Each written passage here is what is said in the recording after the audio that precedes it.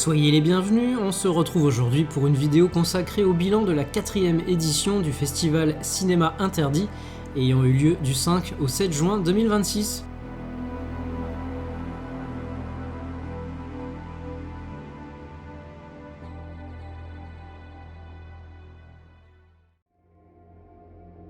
Organisé depuis 2023 par le camarade Az de la chaîne Az l'Épouvantail, au Club de l'Étoile à Paris, et décliné dans sa version belge à Bruxelles dès l'année suivante, le festival Cinéma Interdit a pour principal objectif de projeter et de faire découvrir le cinéma d'horreur indépendant, méconnu, extrême, parfois déviant, des œuvres qui ont connu des difficultés de distribution d'une façon ou d'une autre, des longs métrages présentés pour certains en première française, internationale ou mondiale, et qui ne seront sans doute jamais plus projetés sur grand écran en France, voire même en Europe. L'occasion, une fois de plus, de découvrir un autre cinéma et de rencontrer ceux qui y participent de près ou de loin. J'en profite d'ailleurs pour saluer toutes les personnes que j'ai eu la chance de croiser au cours de ce week-end. Se déroulant de nouveau sur 3 jours, au lieu de 4 l'année passée, le festival proposait ainsi 10 séances, dont 4 films projetés en rétrospective et 6 en compétition. Et qui dit compétition dit bien entendu jury, un jury que j'ai eu l'immense plaisir d'intégrer. Un grand merci à Az et à mes co-jurés pour cette expérience improbable et incroyable. À mes côtés pour découvrir la sélection et déterminer les lauréats des 2 prix à remettre, Alexandra Mignin, réalisatrice, monteuse vidéo et modèle photo, Jack Machio, écrivain, éditeur de jeux de rôle et de jeux de société, et enfin Fabien Delage, scénariste et réalisateur, venu par la même occasion présenter un de ses longs métrages en rétrospective.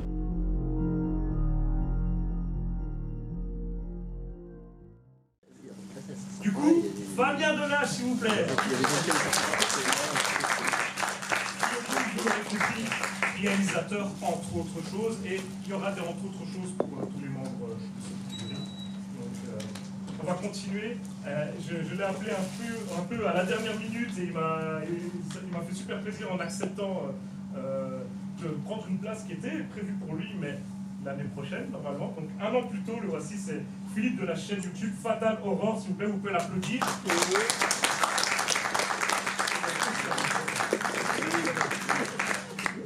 Philippe. Ensuite, Philippe. Viens ici. Salaud.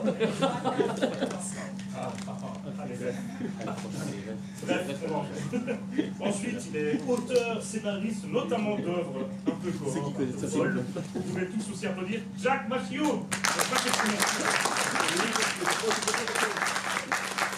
Et enfin, la dernière, mais non la moindre, également réalisatrice, scénariste, entre autres choses, Alexandra Mignin, s'il vous plaît.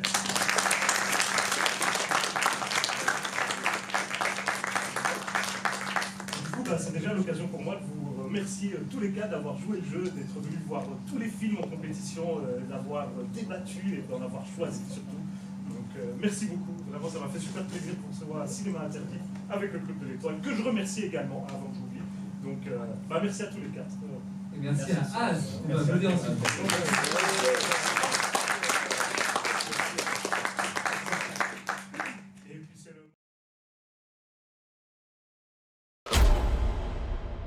Premier long métrage à être présenté en compétition, Hotline, film argentin de Lucas Nicotti. Se déroulant dans le Buenos Aires des années 80, nous suivons le personnage de Malena, actrice mise sur la touche après avoir refusé les avances d'un puissant producteur. Déterminée, indépendante et rêvant de devenir romancière, elle est contrainte de mener une double vie pour survivre financièrement. Danseuse de cabaret la nuit, opératrice d'une ligne érotique le jour. Alors que la ville est terrorisée par un tueur en série ciblant les femmes, ce dernier contacte Malena pour lui annoncer qu'elle sera sa prochaine victime.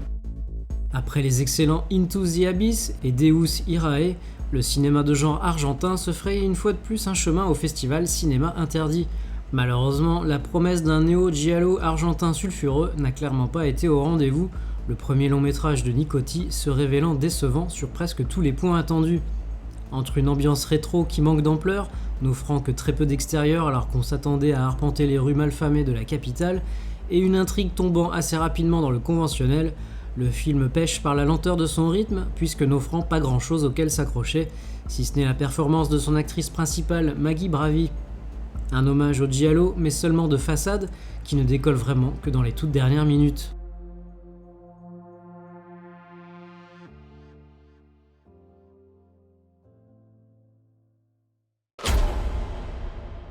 Deuxième long métrage présenté en compétition, Incomplete Shares, film japonais de Kenichi Ugana. Que serait une édition de cinéma interdit sans la présence du Japon?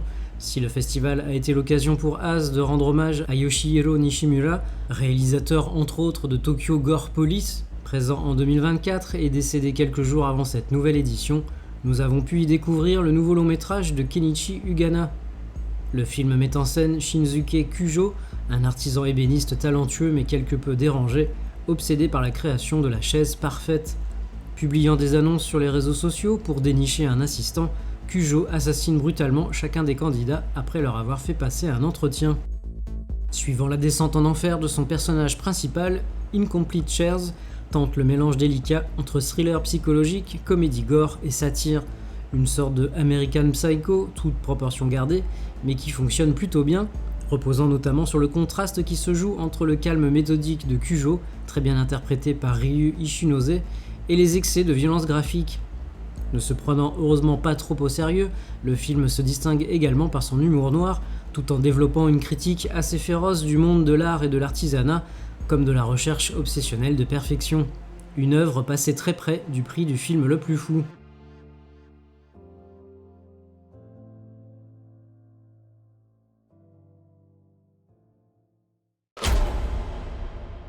Troisième film sélectionné en compétition et présenté en première française, Hollywood Hells, film américain de Ben Paiser. Après Hotline, le film Hollywood Hells nous fait suivre lui aussi une actrice en difficulté, Vega, mère célibataire vivant à Los Angeles. Élevant son jeune fils tout en essayant de construire une carrière, la jeune femme subit à la fois la pression d'un milieu professionnel impitoyable et de sa famille, tout particulièrement sa mère. Conviée contre toute attente à une soirée hollywoodienne des plus sélectes, Vega y voit l'occasion unique de se faire connaître auprès de personnes influentes. S'annonçant prometteuse, la soirée prend rapidement une tournure bien plus inquiétante. Plongée au cœur du monde fascinant et pourtant sinistre de l'élite hollywoodienne, Vega commence à comprendre que le succès dans cette ville exige bien plus que du talent, de la persévérance ou des sacrifices. Avec Hollywood Hells, Ben Paiser nous plonge ainsi dans l'envers du décor, dévoilant, derrière le glamour et les paillettes, toute la cruauté du monde du divertissement américain. Une descente aux enfers dans l'univers des snuff movies qui va conduire notre héroïne à devoir se battre pour survivre et tenter de retourner les armes comme les caméras contre ses bourreaux. Offrant une critique acerbe d'un milieu tout-puissant, tout en proposant un film de vengeance suffisamment violent, le long métrage de Ben Paiser aurait sans doute gagné à entrer un peu plus vite dans le vif de son sujet. Quant à son épilogue, en totale roue libre, il nous a plus que décontenancé, au point d'en chercher encore la raison d'être et le message.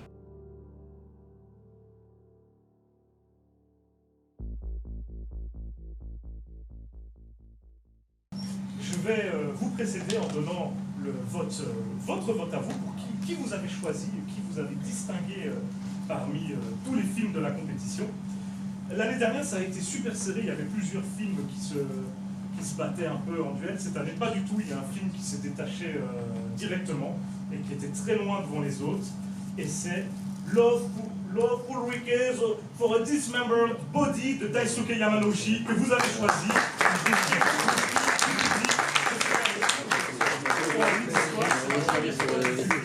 Ça fait que 3 ans qu'on a une petite compétition, mais c'est la première fois qu'un film ne reçoit aucune note en dessous de 3. Aucun 1, aucun 2, que des 3, 4, 5. Donc, bon, il a plié le game, on va dire. Donc voilà, c'est le prix du public. Et maintenant, il y a les prix du jury. Je ne sais pas qui veut. Oui, j'ai proposé que. Vous pouvez peut-être. Je comprends pourquoi vous m'avez laissé le faire. Voilà, et en plus, je suis très contente de ce film parce que moi j'ai vraiment beaucoup aimé ce film. Et vous aussi, visiblement, puisque c'est Love Ulrike's Dismembered Body. Voilà, on a oublié que j'ai. J'emmerde le titre avant. On va l'appeler Dismembered Body et voilà. Ça, c'est le prix le plus fou. Voilà. Ouais, et en même temps, c'est vrai, c'est un film je trouve, qui mélangeait pas mal de genres, il est plein de. Du soft porn, quoi. Tu vois, du ghost, la comédie, voilà, il y a tellement de trucs bien dedans. Quatrième film sélectionné en compétition et présenté en première internationale, Love Fury Case for a Dismembered Body de Daisuke Yamanouchi. Le film de Yamanouchi nous fait suivre le personnage de Shino, employé dans une agence immobilière, entretenant une liaison avec son collègue Okumura, marié et plus âgé. Pour économiser les frais d'hôtel, ce dernier propose à Shino de se retrouver dans une des maisons gérées par l'agence, inoccupée suite à des événements troublants ayant eu lieu il y a quelques années. Parallèlement, Manami, une streameuse obsédée par les légendes urbaines, s'infiltre dans l'agence pour tenter d'être la première à filmer et capturer des phénomènes paranormaux dans cette fameuse maison. Mélange d'érotisme, de gore, de comédie et de films de fantômes, Dismembered Body parvient à harmoniser tous ces ingrédients et trouver un juste équilibre pour offrir un long métrage digne de figurer dans la programmation d'un festival comme Cinéma Interdit. Malgré un budget qu'on sent parfois limité et un manque de profondeur de l'intrigue, le film remplit pourtant parfaitement son office, au point de se voir récompensé à la fois du prix du public et de celui du film le plus fou, un prix que Daisuke avait déjà obtenu lors de la 2e édition avec The Dog and Catfish.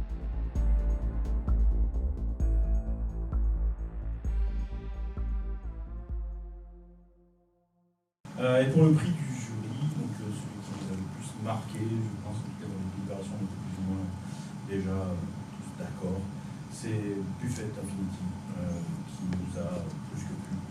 Parce que ça a coché pas mal de cases, une narration par la pub, c'était déjà assez ouf. Plein d'easter eggs, un ARG, grandeur nature, enfin il y a plein de choses, ça cochait pas mal de cases qui nous ont beaucoup séduit. Je pense que dès qu'on a la lumière s'est allumée, c'est une des choses qu'on s'est dit, celui-là. Et c'était unanime, quoi. Donc, voilà pour le prix du jury de ton festival. Très très belle sélection quand même, c'est un truc assez incroyable. Je pense que c'était très différent. Et merci encore de faire ce genre de cinéma, d'ouvrir ça au public. Et ça, je trouve que c'est vraiment cool. Donc j'espère que tu continueras pendant longtemps. On espère. Merci beaucoup en tout cas. Et on peut applaudir Buffet.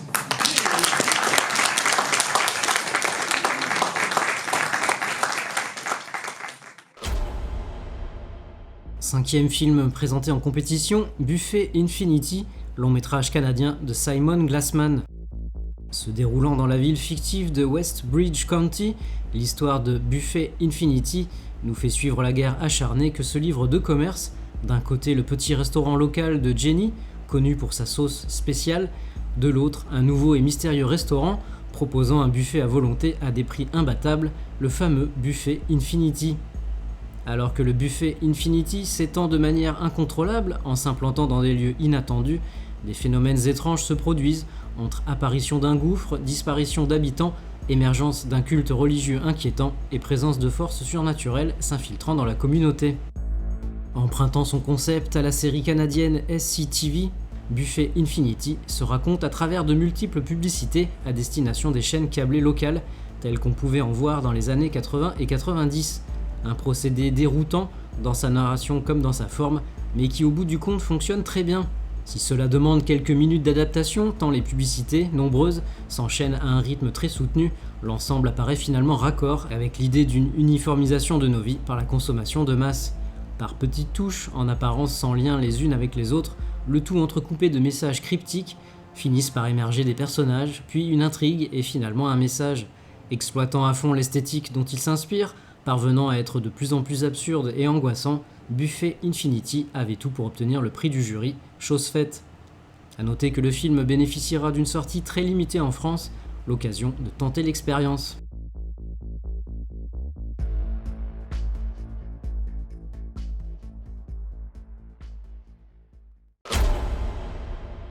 Sixième et dernier film de la compétition, présenté en première mondiale, Lovely Fran, long métrage japonais de Junichi Yamamoto.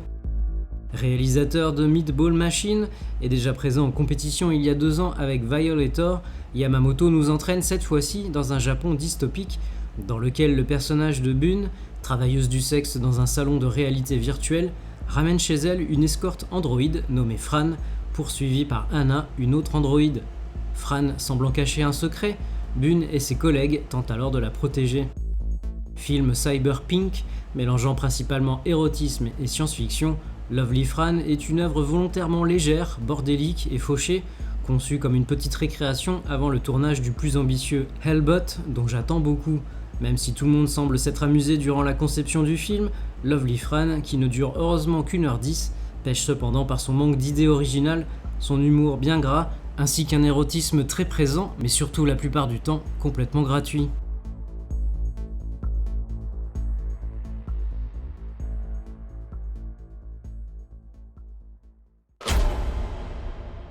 Quelques mots sur les films présentés en rétrospective, à commencer par Silence, ça tue, film belge de 2008 réalisé par Christophe Lameau, ayant fait, nationalité et tradition oblige, l'ouverture du festival. Mise en scène sous la forme d'un found footage documentaire, le long métrage suit la dérive d'un jeune réalisateur qui, écœuré par le système de financement de l'industrie cinématographique belge, décide de tourner un film en direct, sans budget, simplement accompagné d'une petite équipe. Ce qui commence comme un documentaire satirique sur les difficultés de faire du cinéma se transforme progressivement en une spirale de violence, de meurtre et de chaos absurde. Porté par son réalisateur et acteur principal, Silence ça tue parvient à compenser d'inévitables imperfections liées à l'improvisation et aux moyens dont il dispose par un humour noir vraiment très appréciable, une durée parfaitement raisonnable et un regard acerbe sur le milieu.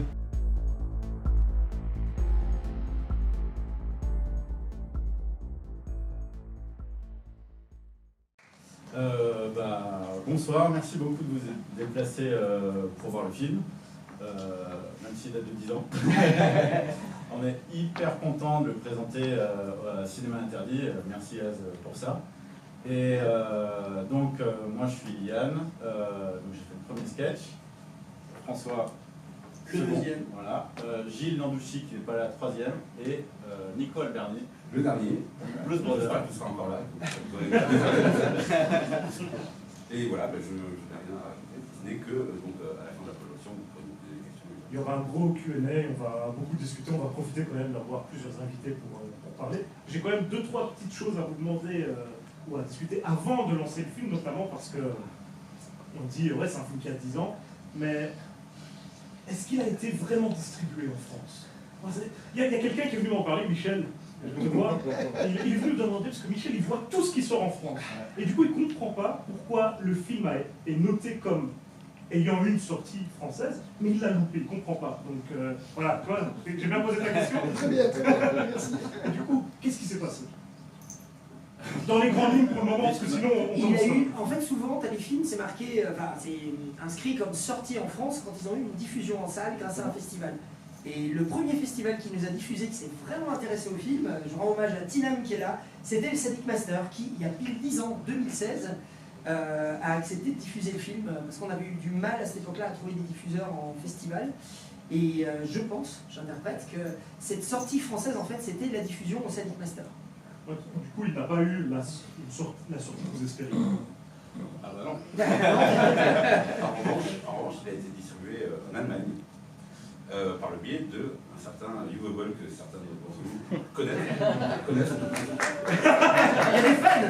Mais Uwe Boll est dans la salle.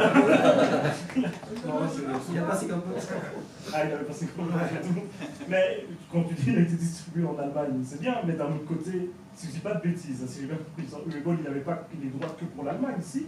En tout cas, voilà. Il avait les droits internationaux. C'est pas tout à fait ça. Ah, vas-y. On va pas refaire le contrat, mais en fait il avait les droits internationaux, mais il l'a vendu uniquement sur les territoires germanophones. Chez vous en Belgique. Voilà, mais en fait ce qui s'est passé c'est qu'il avait le droit pour 5 ans. Désolé, c'est un peu chiant. Il avait le droit pour 5 ans et il a distribué le film, il a revendu au distributeur allemand, je me souviens plus que c'est le nom. Et après, en fait, il a arrêté le cinéma. il s'est retiré à Toronto pour ouvrir un restaurant. Et ce qui fait que le film était complètement bloqué, puisque c'était notre vendeur international qui vendait des pizzas à Toronto. En gros, il a acheté le film et puis il a arrêté le film. Est-ce que Tokyo Ganguignol lui a fait arrêter le cinéma? Alors non, en fait, c'est ce que je me suis demandé, mais en fait, il préparait Rampage 3 à l'époque, et qui n'est pas fameux, c'est le moins bon de la trilogie. Mais je crois qu'il était blasé en fait. Il en avait marre. Là, il revient. Ouais, il revient, mais il a plus le Tokyo Grand Guignol. L'année prochaine, dans le jury, Uebol. Bah, bon, moi, je voulais poser cette question parce qu'il y a quelques mois, j'envoie un message à François pour lui demander de m'en dire plus, parce que c'est dur de trouver des infos sur Tokyo Grand Guignol. Et du coup, tu m'as envoyé 32 vocaux et chaque vocal était plus fou que le précédent. Et quand il a name drop Uebol, j'ai dit, bon, ok, il faut parler du film. Enfin, bon, bref, c'est pas du tout l'info la plus intéressante autour du film, je vous rassure. Mais là, pour l'heure, bon, donc il y a 4 segments. Assez fou, je crois qu'on peut le dire. Il y a encore plein de choses à raconter sur la jeunesse du projet, parce que c'est un film, vous avez tourné un film japonais finalement. Ouais, non, c'est ça, hein, Totalement. Et bon, bah, rien que ça, c'est un projet qui est quand même hors norme.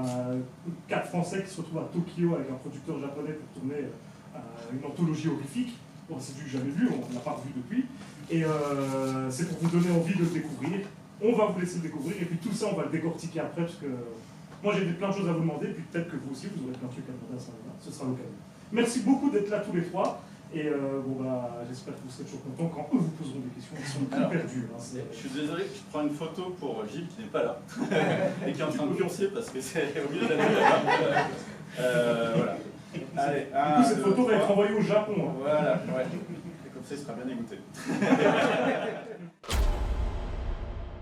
Deuxième film présenté en rétrospective, Tokyo Grand Guignol, long métrage japonais de 2015, composé de 4 segments, réalisé par les Français Gilles Landucci, Nicolas Alberni, François Gaillard et Yann Moreau. L'occasion d'une plongée dans la capitale nippone, réputée pour ses excentricités, alors que des choses étranges se passent. Lorsque la nuit tombe, yakuza, fantômes, lycanthropes et autres créatures nocturnes se réveillent et parcourent la ville à la recherche de leur future proie. Anthologie horrifique franco-japonaise tournée avec un casting japonais, Tokyo Grand Guignol nous propose ainsi 4 histoires. Celle d'un homme coincé dans une boucle temporelle sanglante et qui, poursuivi par des yakuza après la mort de sa femme, découvre un moyen radical de briser la boucle.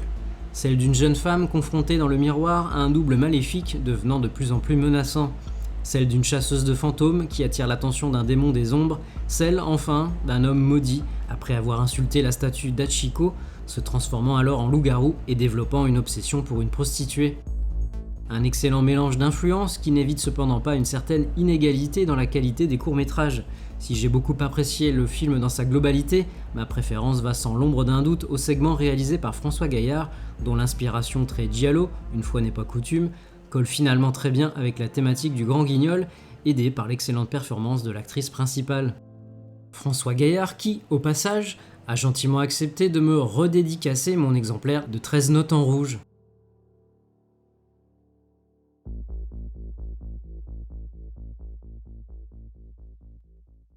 Et je vous prie de réserver un tonnerre d'applaudissements à Fabien Delage, le réalisateur.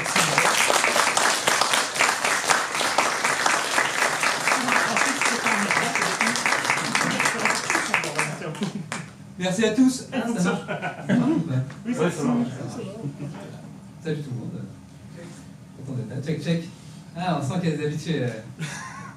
Donc déjà, en plus, tu es membre du... En plus, tu es membre du jury, donc merci beaucoup d'être resté tout le week-end pour voir tous ces films. Et merci de venir avec Cold Ground. Moi, quand on en a parlé à Gérard Nus, c'est là où on a discuté un petit peu de potentiellement passer un de tes films, je t'ai demandé lequel de tes films tu voudrais que je passe, et toi, c'est toi qui as choisi donc qu'on passe Cold Ground, et je voulais savoir un peu pourquoi ce choix-là plutôt qu'un autre. Bah ouais, parce qu'en fait, ça doit faire 10 ans, ou ça va faire 10 ans en fait. Je trouve ça pas mal déjà, ça fait une date anniversaire, et le film n'a plus trop d'actu depuis sa sortie il y a un moment.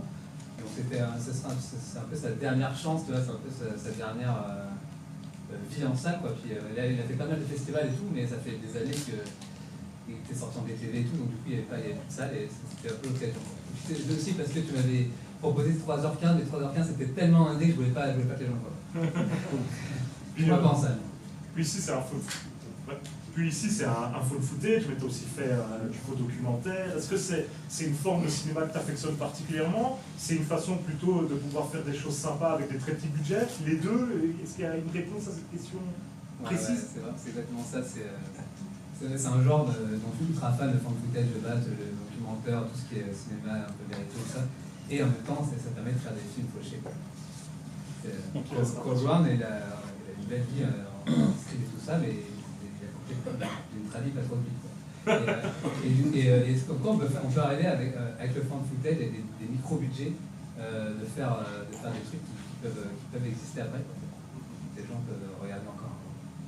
Et je crois savoir que tu es en plus un passionné d'occulte, d'ésotérisme peut-être, de tout ce qui est science occulte, on va dire, et qu'on retrouve un petit peu ça dans le film ici. Est-ce que tu avais déjà cet attrait pour ces sujets-là à l'époque où tu as fait le film? Parce que je sais que tu as sorti un bouquin notamment sur le sujet, c'est pour ça que je me permets de dire tout ça.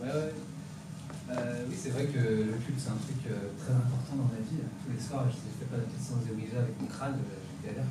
mais c'est vrai que c'est un truc que j'affectionne depuis très très longtemps. Et je ne m'étais pas vraiment rendu compte qu'on pouvait le retrouver un peu dans Cold Ground, mais c'est vrai qu'il y a ces cas de mutilation, de trucs un peu étranges, et un peu paranormal où les pistes sont un peu floues. Mais c'est vrai que c'est un truc que j'aime beaucoup, qui était encore plus présent dans La Rage du démon par contre, documentaire sur Méliès, où là par contre c'était clairement assumé. Donc Cold Ground, vous me direz si vous avez ressenti un peu cette touch d'occultisme, mais c'est vrai qu'elle peut être légèrement présente. Ouais, moi j'ai ressenti ça, c'est pas forcément le film lui-même, c'est parce que pour moi il retranscrit assez bien des atmosphères qu'on a déjà connues, comme par exemple Blair Witch, je t'en parlais juste avant. Moi c'est un peu le Blair Witch français, je trouve, hein, ce qui est un compliment bien sûr. Et Blair Witch, il y a beaucoup ce truc d'occulte, et fatalement quand moi je regardais le début, j'étais plongé là-dedans, et ça me ramenait à des territoires un peu Blair Witchiens, quoi. Donc, mais est-ce que tu m'as raconté une anecdote, en plus il y a Blair Witch qui permet de connecter un peu les deux, juste avant. Oui, c'était que je crois que c'était en 2018, en gros, peu de temps après la sortie vidéo de Cold Ground, j'ai pu être contacté pour développer en fait Axan Films, la boîte d'Eduardo Sanchez, le réalisateur de Blair Witch, développer dans leur coin une série télé Blair Witch en fait. Et ils cherchaient des réals, et j'avais été contacté pour réaliser un des épisodes en fait, de la série. C'était trop bien, j'aurais fait même gratos direct, hein. Ça c'est sûr. Et la série s'est pas faite, Lionsgate ça n'a même pas donné suite en fait à Axan Films, c'était pas du tout fait. Mais comme quoi en fait, Cold Ground a pu être vu, et du coup se dire tiens il y a un petit français qui fait ça, pourquoi pas le mettre et tout. Et voilà, donc ouais, effectivement, aux États-Unis, Cold Ground était décrit comme Blair Witch meets The Descent. Ah oui, c'est comme ça qu'il le marketait, donc c'est peut-être ça aussi qui a. Plutôt flatteur. Ouais, trop bien. Ouais. Alors c'est pas Blair Witch, c'est pas The Descent, mais voilà, vous sentirez, j'espère, les références. Quoi.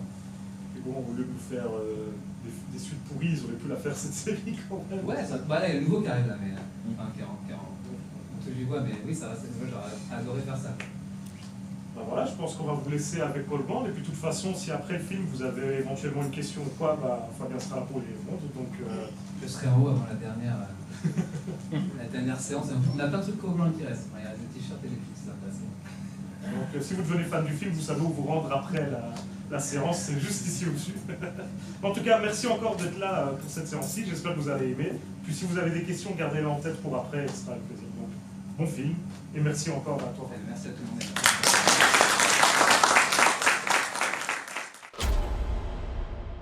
Troisième film présenté en rétrospective, que je n'ai malheureusement pas pu découvrir sur place, mais quelques jours plus tard en DVD, Cold Ground, long métrage français de 2017 réalisé par Fabien Delage, co-juré qui m'a lui aussi gentiment dédicacé le DVD en question. Se déroulant en 1976, Cold Ground nous entraîne sur les traces de Mélissa et David, deux jeunes journalistes français partis dans les montagnes près de la frontière franco-suisse pour enquêter sur une série de mutilations de bétail mystérieuses dans le cadre d'un reportage télé. Sur place, l'équipe scientifique qu'ils devaient rencontrer a disparu, accompagnés d'un secouriste, d'un biologiste britannique et d'un expert médico-légal américain. Ils s'enfoncent dans les montagnes enneigées pour les retrouver. Ce qui commence comme une enquête journalistique classique devient rapidement un cauchemar de survie face à une créature ancienne et terrifiante qui rôde dans les Alpes depuis des siècles. Se présentant sous la forme d'un found footage, genre que Fabien Delage affectionne tout particulièrement, Cold Ground témoigne ainsi d'une expédition ayant mal tourné. Fort de son tournage en décor naturel, le long métrage offre une atmosphère des plus immersives, aidé en cela par un casting et des effets pratiques plutôt solides. Un film dont l'intrigue apparaît simple mais toujours efficace, prenant son temps pour faire monter la pression et dosant parfaitement les apparitions de ces créatures.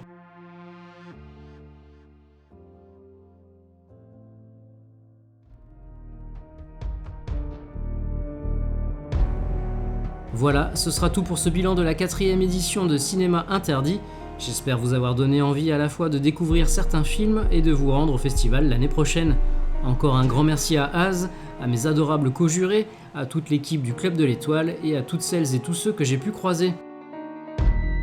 Si vous aussi vous aimez le cinéma interdit, alors n'hésitez pas à liker, commenter, partager et vous abonner à la chaîne si ce n'est pas déjà fait. On se retrouve prochainement pour une nouvelle vidéo. Salut!